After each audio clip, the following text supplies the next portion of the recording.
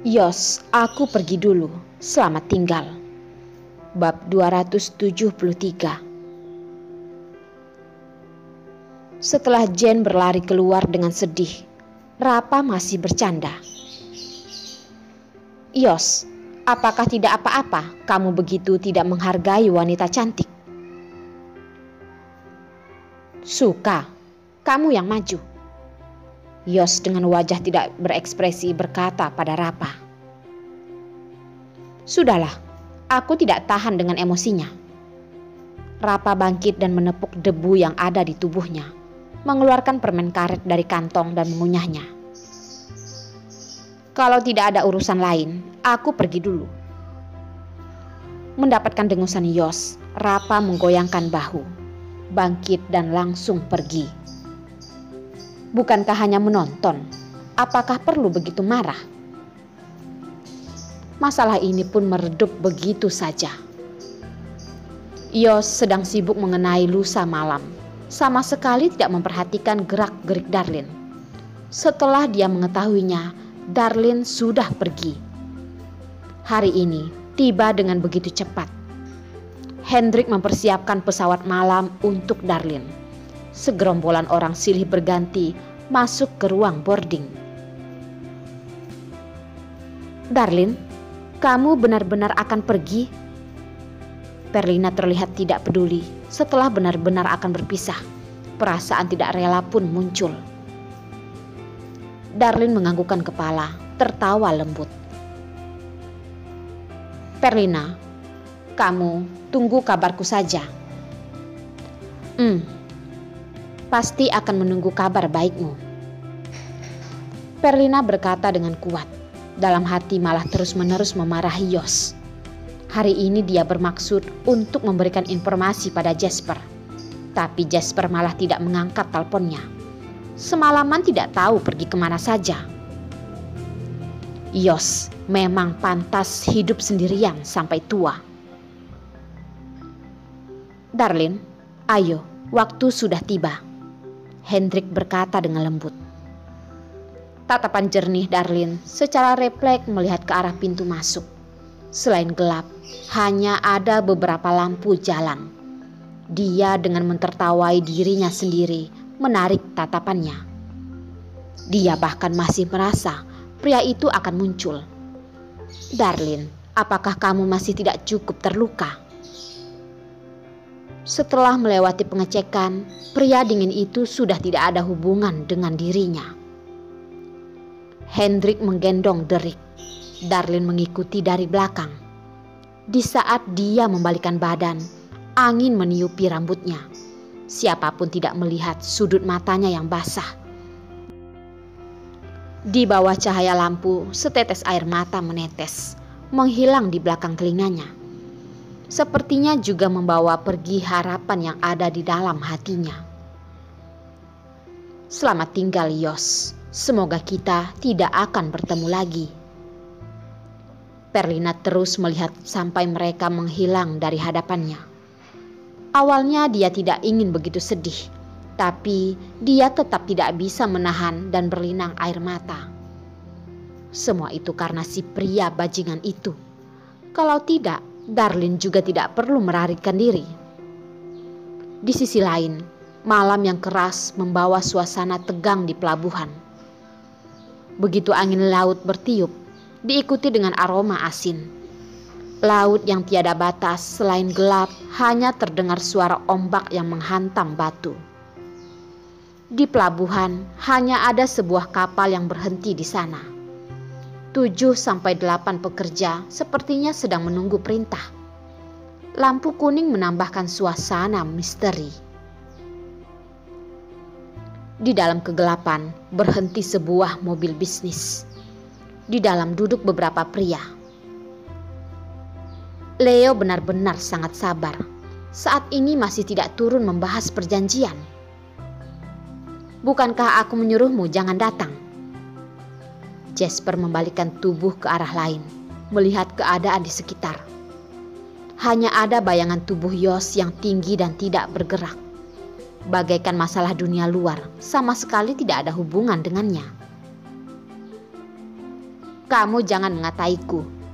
Aku sudah melihatmu diam-diam melihat ponsel beberapa kali. Rapa pun tidak senang. Dia memang ingin datang, tapi dia juga bukan datang merusuh. Kenapa mengatakan seperti dia datang mengganggunya saja? Jasper juga tidak memiliki cara. Di rumahnya ada harimau betina. Kalau dia tidak melayaninya dengan hati-hati, mungkin suatu hari akan menyelingkuhinya. Bukankah karena tugas hari ini sangat penting? Jadi dia menutup suara ponselnya dan juga menerima banyak pesan.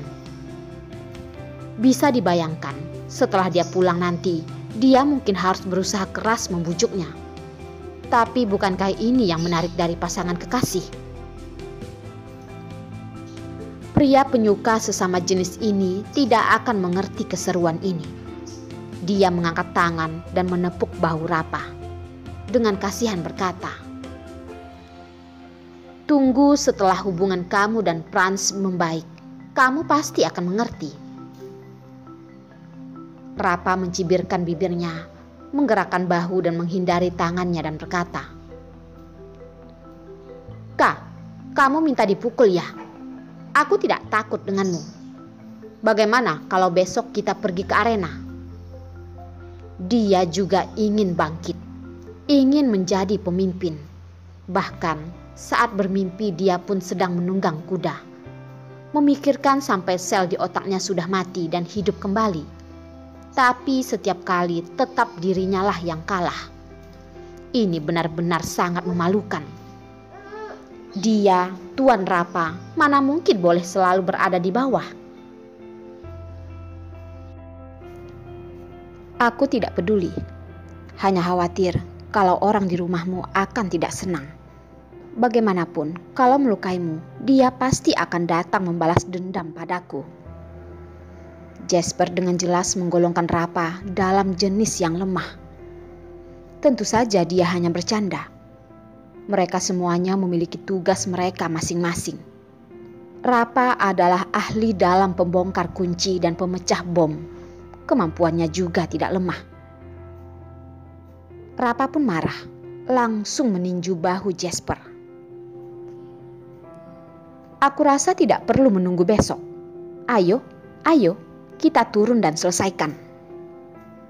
Dia sudah lupa kalau di dalam mobil masih duduk seseorang Buddha besar.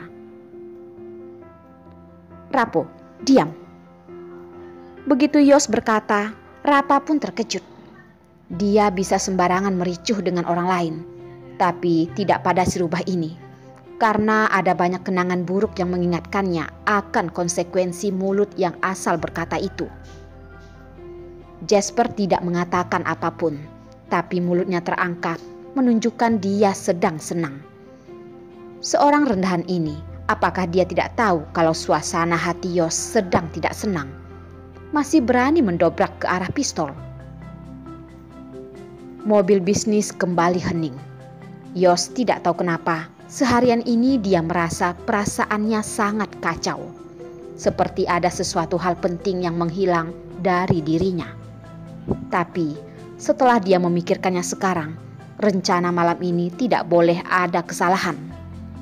Sama sekali tidak ada detail yang dia lupakan. Walaupun begitu, hatinya tetap tidak bisa tenang.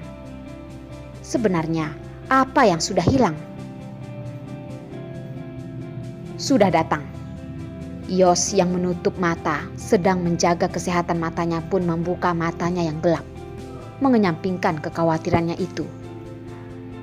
Jasper dan Rapa pun bersemangat.